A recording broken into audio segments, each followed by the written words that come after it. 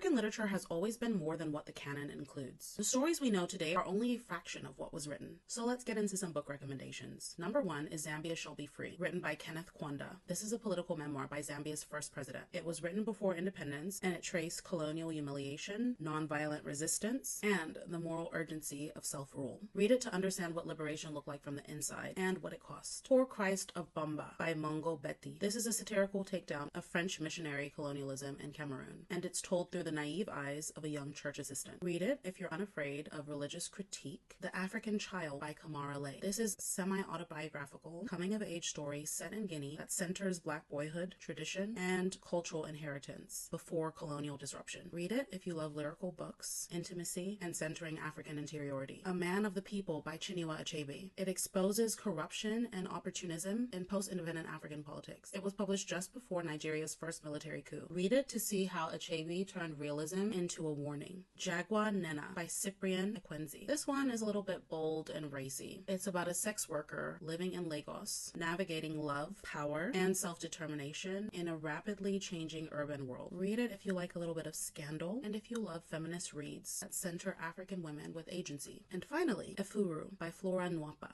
This is the first novel written by a Nigerian woman in English, and it follows a strong-willed heroine, one whose choices challenge the expectation of marriage, motherhood, and tradition. Read it because she's a woman who wrote women into the literary canon on her own terms. And if you have any recommendations of your own, I always appreciate them.